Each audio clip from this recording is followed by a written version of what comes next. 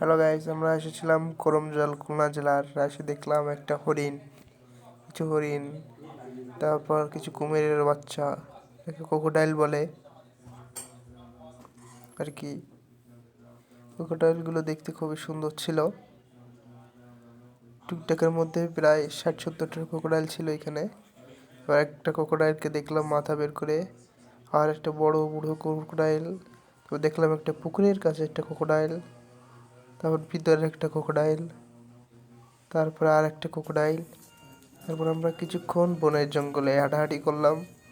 জঙ্গলের ভিতরের পরিবেশটা খুবই সুন্দর ছিল, দেখার মতোর পরিবেশ।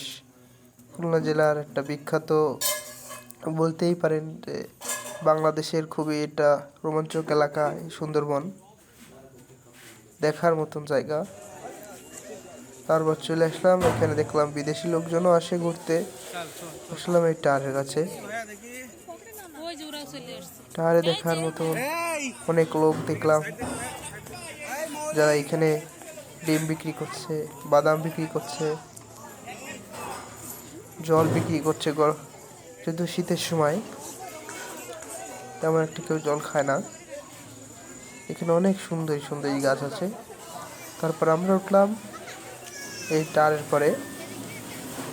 এবার দেখেন টাওয়ারের উপরের ভিউটা কতটা সুন্দর। এই বন, আমাদের এই সুন্দরবন দেখার মতন একটা জায়গা।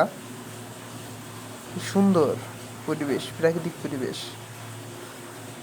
কত মনোমুগ্ধকর পরিবেশ এখানে। টাওয়ারের উপর দেখেন কত সুন্দরী গাছ, শত শত সুন্দরী গাছ, এতটা সুন্দর দেখার মতো। তারপর এখান থেকে বের হয়ে ব্রিজের কাছে আসলাম। ব্রিজটাও অনেক সুন্দর, এখানের পরিবেশটাও সুন্দর। এটা হলো একটা নদীর পরে ছোট নদী বয়ে গেছে সুন্দরবনের ভিতর দিয়ে। সেই নদীর পরে আর কি ব্রিজটা তৈরি। কত সুন্দর দেখেন ব্রিজটা, আসলেই অনেক সুন্দর। দড়ি এবং কাঠের সমন্বয়ে তৈরি ব্রিজ, কত সুন্দর। ছোট্ট একটা নদী, অনেক লোক, অনেক লোক, শুধু লোক আর লোক, লোকের শেষ নেই। সবাই আসে সুন্দরবনের প্রাকৃতিক ভিউ দেখার জন্য। আমরাও তাই এসেছিলাম সুন্দরবনের প্রাকৃতিক ভিউটা দেখার জন্য। সুন্দরবন খুলনা জেলার একটু পূর্ব পাশেই অবস্থিত। তারপর চলে আসলাম আরও ভিতরে এসে দেখলাম কিছু লোকজন এখানে ছবি তুলছে, প্রাকৃতিক দৃশ্য দেখছে। আরও আমরা আসলাম আরও ভিতর দিকে।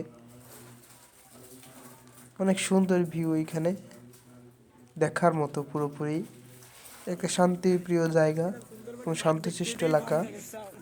যদিও এখানে সন্ধ্যার পরে আর কি আমাদের থাকতে দেয় না, সন্ধ্যার পরে এখানে আসা নিষেধ।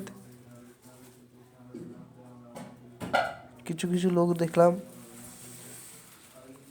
স্টুডেন্টও এসেছে এখানে ঘোরার জন্য তাদের ছুটির দিনে। খুবই সুন্দর এলাকা। তারপর চলে গেলাম আর একটা টাওয়ারের কাছে। এরপর আমরা লাস্টে বের হয়ে গেলাম।